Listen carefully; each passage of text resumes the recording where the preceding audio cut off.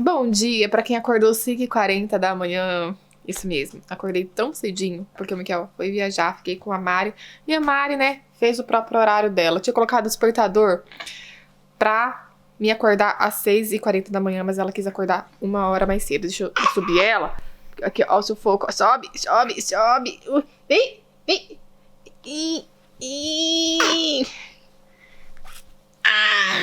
Vou tentar gravar o vlog com ela acordada, porque era pra mim ter abrido no final de semana, eu não consegui. E eu vou dar continuidade à meta, né? Já comecei a ler o livro e eu queria, né, abrir, já li 4 capítulos, referente a 80 páginas, porque os capítulos são grandinhos. E queria vir falar com vocês antes de dar prosseguimento, né? Porque o livro é curto, ele tem 223 páginas, então o que eu vou falar com vocês, né? Então o vídeo de hoje vai ser sobre o Pôr do Sol em St. Tropez, da Danielle Steel. Agora, esse é o terceiro livro que eu vou ler dela. E tem uma comparação aqui tão criativa quanto John Grisham e Robin Cook, né? Pra quem não sabe ainda, Robin Cook é um dos meus autores favoritos de suspense médico. Eu gosto muito dos livros dele. Mas, né, vocês estão vendo, mas os livros da Danielle Steel são de uma pegada bem diferente, né? Mais romance, principalmente dramas familiares. Esse livro foi sorteado no potinho no vídeo de leads, então estou lendo por indicação de vocês. Já sei o que me espera. Ai, gente, que soninho. Acordou cedo, eu vou me ajeitar rápido e levar ela pra menina cuidar, porque hoje ela não vai pra escolinha. Ai, que dó. Fazer o quê? Indicado por vocês, já sei como que é a escrita dela, já sei como que é as construções, então nada vai me surpreender. Eu acho. Mas, o pessoal do grupo estava todo mundo com, assim, não digo expectativas, mas, assim, não sabendo o que esperar da história, né? Porque não é tantas pessoas que lê Danielle Steel. Pelo menos, assim, a maioria das pessoas que acompanham do meu círculo social literário. Nós vamos acompanhar a história de 3 casais. Eles são amigos de anos, eles vivem fazendo encontros. Você vai quebrar.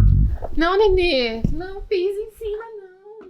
Eles são amigos, há décadas, né? Então eles vivem marcando encontros juntos, eventos. O primeiro capítulo, na verdade, a autora nos apresenta todos os 6 personagens. Então o primeiro capítulo acabou sendo um pouco arrastado pra todos. A Danielle Steel, em vez de ir construindo os personagens de acordo com a história, apresentando aos poucos, ela jogou tudo. Então acabou sendo um capítulo longo e cansativo pra todo mundo. E ficou uma coisa tão genérica, sabe? A escrita dela, parecendo escrita de principiante. Isso porque ela já escreveu trocentos livros. Tá até aqui na apresentação do livro. Olha aqui. O tanto de livros que ela escreveu. Essa é a lista. O tanto de livros que ela escreveu. E, enfim, o primeiro capítulo parecia uma pessoa que nunca tinha escrito na vida. Parecia uma redação de escola. Mas, enfim, aí no segundo capítulo já melhorou bastante. Ela nos apresentou todos os personagens no primeiro capítulo e já deu uma introdução, né? Eles tiveram um encontro na casa de um deles, de um dos casais, e eles planejaram uma viagem para St. Tropez. Faz tempo que eles não viajavam e tal, então eles planejaram essa viagem. Aí no segundo capítulo começa a dar uma melhorada, mas ao mesmo tempo que dá uma melhorada, que a gente sente uma diferença na escrita dela, parece que ela evoluiu do primeiro para o segundo capítulo. Algumas coisas começam a acontecer, principalmente um personagem relacionado a um dos casais, e aquele baque já tem na sinopse. Então, quem lê a sinopse já tá esperando. Muita gente não tinha lido no grupo, então algumas pessoas ficaram impressionadas, chocadas, porque eu não esperava. A partir do primeiro capítulo todo mundo tinha desanimado, mas no segundo ou terceiro capítulo começa a desenrolado isso e já dá aquele balde de água fria, tá? Pra dar uma chacoalhada na gente. Presta atenção que a história não é bem aquilo que vocês estavam esperando no primeiro capítulo, não. Então acontece uma tragédia. Não vou entrar em tantos detalhes, porque eu acho que a sinopse entrega um pouco. Então acontece uma coisa, uma tragédia aqui no começo da história, que dá um abalo tanto na gente como leitor, como nos 3 casais. E os casais são bem particulares, são bem distintos entre si. Tem um casal até que é a Pascal e o John, que o pessoal não gostou muito, principalmente do John. Ele é chapanildo, sinceramente. Ele é muito mão de vaca, até pra combinar pra eles irem em St. Tropez, assim, deu um trabalho, porque o cara não queria, né, dispor de um vintém. Mas enfim, tem essa tragédia. E tem mais uma coisa ainda pra acontecer antes deles ir pra St. Tropez. Eu acho que vai ser antes, não é possível que vai ser depois. Mas enfim, que ainda não aconteceu, estamos esperando. Enfim, gente, ela tá enjoadinha, ó. Eu acho que ela tá com sono, eu vou cuidar dela, depois eu vou atualizar mais o vlog e eu tenho que levar ela pra menina. Beleza? Depois eu atualizo mais vocês. Por enquanto é isso. I like to be educated, but I'm so frustrated. Hello to my loneliness. I guess that ignorance is bliss. Take me back to before the new. Rewind, take it out of cue. Innocence can be a young man's game. Signed up for the hall of shame. I wish I knew. Tô aproveitando que eu tô sozinha em casa pra atualizar esse vlog. O Miquel saiu com o pai dele. O pai dele está nos visitando, né? Mexendo na reforma da casa. Estamos construindo mais um cômodo, onde será o nosso futuro quarto, o meu e do Mikael. E o quarto que estamos agora, posteriormente, será só da Mari. Estamos dividindo, né? Porque ela ainda é bebê, então ela tem que dormir com a gente. Então, já estamos construindo esse cômodo. E quando passarmos para o quarto nosso definitivo, vamos aliviar um pouco o cômodo que vocês viram ano passado. Lembra o cômodo que a gente falou que seria futura biblioteca? Nosso guarda-roupa está lá. E vamos passar para o nosso quarto. Aí sim, vamos investir na biblioteca. Mas quando chegarmos naquela parte, a gente vai mostrar tudinho pra vocês. Por isso que não mostramos mais nada pra vocês, tá? Porque demos uma estacada, né? O dinheiro acabou, tivemos que pagar as contas do que gastamos com aquele cômodo. A Mari nasceu, então teve mais gasto. Mas agora que demos uma retomada, conseguimos, né, quitar e continuar mexendo. Futuramente vamos voltar a mexer na biblioteca. Vai demorar, mas vai sair, né, gente? A gente sabe que pobre tem que ir devagar, né? Não dá pra construir de uma hora para outra. Mas acompanhe o canal, estejam sempre com a gente aqui, que vocês vão acompanhar essa realização do nosso sonho, sabe? Meu sonho de ter meu cantinho, minha biblioteca definitiva. Beleza? Acompanhe que vocês vão ver aqui no futuro. Bem, vamos atualizar o vlog. Continuando o pôr do sol em St. Tropez. Eu não li muito, porque a média é de um capítulo por dia. Parei no capítulo 6, mas aconteceram várias coisas já que já dá pra comentar com vocês. Depois da tragédia, né, que eu disse que aconteceu em um dos casais. Mesmo mediante isso, eles não mantiveram pé firme pra ir em St. Tropez. A Pascalia era mais animada de todos, então eles mantiveram firme pra ir. Mas eu não esperava na história tivesse uma surpresa quando eles chegassem em St. Tropez. A Pascalia foi na frente pra poder ajeitar a casa, né? Ela foi 2 dias antes do combinado, dar uma limpeza, a casa estava fechada durante 2 anos, pra fazer uma limpeza, dar uma organizada antes dos outros chegarem, né? Mas, gente, quando ela chegou lá, eu só vou dizer pra vocês vão ser pegos totalmente de surpresa. Não vou dizer referente a quê, sabe? Vocês vão dar risada, mas o negócio é sério. Sabe o que aconteceu? Enfim. E, posteriormente a isso, quando um dos casais chega lá, né, pra se encontrar com a Pascalia e o marido dela, o John, também vai junto com um dos casais. Aí já tem uma outra revelação, que é o segundo plot twist da história. E um detalhe, ó. Essa sinopse aqui entrega os pontos principais da história. O segundo plot twist acontece agora, na metade do livro. Então eu acho que tem coisas que deviam ser ocultadas da história, né? Pra ser entregue depois de mais da metade do livro, eu já considero spoiler. Assim, eu não ligo, mas eu já sabia que a qualquer momento isso ia acontecer. Então, pra quem não gosta, né, pode decepcionar. Mas já estou avisando. Essa minha edição tem. O pessoal que tá lendo não tinha essas informações. Tanto que eu mandei a sinopse aqui de trás, lá no grupo, pro povo ver. E o pessoal falou, nossa, meu livro não tem a sinopse dessa forma, né? Tá escrito de uma forma bem subjetiva. Mas enfim, essa minha edição da Record, ela tem spoilers, tá? É uma leitura que até é interessante. Isso aqui é um pouco fora da nossa realidade, porque aqui os 3 casais, assim, são de elite, não faz parte do meu tipo de vida, por isso que eu tô falando pelo meu ponto de vista. Eles têm uma forma de pensar mediante outras pessoas que alguns leitores no grupo até acharam um tanto preconceituoso, vamos dizer assim. Uma frase ou outra pode ser, porque esse livro foi escrito há 20 anos atrás, em 2002, então quanta coisa não evoluiu de lá pra cá. E a gente sabe que muitos livros de alguns anos atrás, né, vamos dizer, Belo Desastre, After, vamos radicalizar pra gente entender melhor. Até 50 Tons de Cinza, hoje já tem uma visão diferente. Crepúsculo mesmo, que é um clichêzão. Tem uma visão diferente hoje do que antigamente, né? Um relacionamento tóxico, às vezes até abusivo, enfim. Não tô falando só de Crepúsculo, mas outras histórias também. Não que seja esse o tema desse livro, mas eu quero dizer sobre coisas que eram abordadas no passado e a gente não enxergava e hoje é debatido, né? A gente conversa mais abertamente. Enfim, depois eu venho atualizar mais vocês. Eu já falei bastante básico pra vocês sobre o que eu li até agora. Faz tempo que eu não falo das minhas leituras do Kindle pra vocês, né? Então eu vou atualizar pra vocês uma leitura que eu tô fazendo. Na verdade, eu estava acompanhando do clube de leitura da Samara Pimenta. Já acabou, já assisti a live dela de discussão, mas como pelo Kindle eu leio mais devagar, ainda estou em 62%, que é Entrevista com o Vampiro, da Anne Rice. Está sendo minha primeira experiência de leitura com ela. Quando eu era mais novinha, eu assisti trechos do filme, esporádicos, então tinha... Na verdade, tem só flashes na cabeça. Eu comecei a assistir o filme, mas ainda não terminei. Não tem nem muito o que falar, né? Porque acho que por mais que Nem todos gostam de histórias de vampiros e tal, mas acho que é bem conhecida essa história. Passou muito na Globo já, né? Sobre 2 vampiros, um transforma um outro e tal, e eles acabam transformando uma garotinha de 5 anos. Isso que eu achei o diferencial dessa história, e é uma das personagens que eu mais gosto. Na verdade, 3 personagens principais, a garotinha e os 2, né? Lestat e o Louis. Mas a Cláudia é a personagem que eu mais gosto. Não que eu concorde com as atitudes dela, com os pensamentos, mas que mais me chama atenção, mais interessante. Ou como o Mikael diria, mais cativante. Esse é muito meu lema, né? Não, gente. O que me prende no papel dela? Dela ser uma garotinha, vai passando os anos como vampiro, ela vai, entre aspas, amadurecendo, mas ela está presa no corpo de uma criancinha, 5 anos, gente. E ela começa a ter visões de uma mulher, ter desejos de uma mulher, se vocês me entendem, pensamentos, né, de uma mulher, ambições, mas ela está presa no corpo de 5 anos. Tanto que ela, né, é vista como uma filha do Lestat, do Louis, e Louis vive com ela no colo, né, realmente como uma criança, ela não tem livre-arbítrio, não tem liberdade pra poder agir, pra pensar, pra poder prosseguir com a vida, apesar de ter uma vida imortal. Então eu acho muito interessante isso. Primeira vez que eu vejo retratado assim na literatura.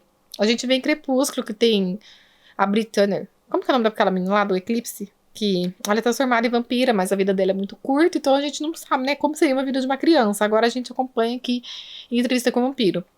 Eu li a HQ, eu vou até mostrar pra vocês rapidinho que está aqui, ó. Eu li HQ na live da Samara. Eu li em 2, 3 dias. Eu comecei na live, li metade, depois eu terminei outro dia. E já terminei. É contado pelo ponto de vista da Cláudia. Então a gente acompanha desde o momento em que ela foi transformada até o desfecho da história. Então, até onde eu tô lendo, já sei bastante spoiler, o que vai acontecer com ela, né, com a vida dela e tal. Mas, pelo que a Samara falou, a história ainda continua depois disso. Mas é bem interessante. O livro é um tanto arrastado, que a gente acompanha pelo ponto de vista do Louis. Ele está dando uma entrevista para um rapaz e ele divaga bastante. Ele é bem melancólico, bem detalhista e tal, e dramático. E tem hora que ainda fala, ai, Louis, acelera, vai, acelera. Não precisa de detalhes, não. Mas a história, assim, é interessante. Ela começou um pouco lenta, tem horas que fica interessante, tem horas que dá uma decaída, assim. Decaída, sim, porque ele enche um pouco de linguiça. Depois que eu vi a live da Samara, eu fiquei, assim, bem ambígua, porque ela gosta bastante do Lestat. Não que eu não goste, mas é bem confuso o personagem dele. Mas como faz parte de uma série, a gente vai conhecer ele melhor em outros livros. Mas enfim, gente, já falei bastante, agora eu vou finalizar esse tape, porque ainda vou abrir 2 pacotinhos no vlog unboxing que vai sair depois. Beleza?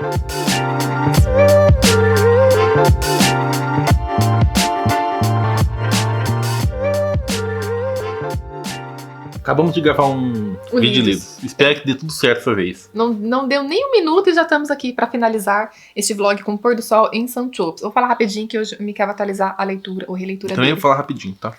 Bem, finalizei o pôr do sol do St. Tropez e olha, foi um livro bem mediano, tanto para mim quanto pro pessoal do grupo, porque, assim, não tem como a gente não se decepcionar com a atitude e os pensamentos dos personagens, né? A gente torce para os personagens, mas quando os personagens falam e fazem muita cagada, não tem como a gente acabar desgostando da história. Então, as atitudes deles e as ações deles mediante as outras pessoas, amigos, que às vezes acaba até sufocando. Enfim, gente, acabou interferindo muito na nossa leitura. Então, todos nós demos uma nota mediana. Eu que já li 3 livros da autora, eu encontrei uma semelhança, temas semelhantes, né, nesses 3 livros, já que ela já escreveu trocentos. Eu percebi que ela gosta de abordar esse tema em seus livros. Um exemplo aqui é a classe social em que se passa a história. Então, são pessoas muito bem de vidas, que têm muita grana. Tanto que eles alugam uma casa em St. Tropez, que é caríssimo, né, pra passar 1 mês de férias, né, 1 mês de alugar. Imagina quanto dinheiro tem que desembolsar. Mediante a essa classe e algumas profissões que são envolvidas entre os personagens, a autora abordou muito preconceito também, que na época da história, deixa eu ver se tem um ano aqui, mas a gente dá a entender que é dos anos 90, 80 pra trás. Não tem, mas a gente dá pra ver que é uma época já bem aos 30, 40 anos atrás. Tem bastante preconceito em relação à profissão, por exemplo, de atriz, que é abordada aqui na história. Algumas personagens, né, olham as atrizes e falam, ela é isso, ela é aquilo, pra não citar nomes e o YouTube não bloquear aqui. Então, é abordado bastante isso. Também, por mais que tenha incomodado a gente na leitura, a gente sabe que existe, infelizmente, até hoje, esse tipo de preconceito contra a cultura artística. O livro, pra mim, ele começou muito bem, porque ele teve alguns ganchos, alguns acontecimentos que foram desconfortáveis, né, até tristes, mas que foram gerando a consequência em relação deles a essa viagem que eles fariam para St. Tropez.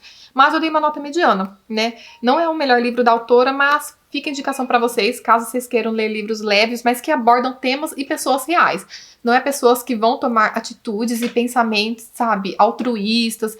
São pessoas realmente reais que vocês podem conviver e passar uns nervosos, mas uma perspectiva bem baixa e quem sabe vocês podem gostar, né? Quem sabe, isso é muito particular.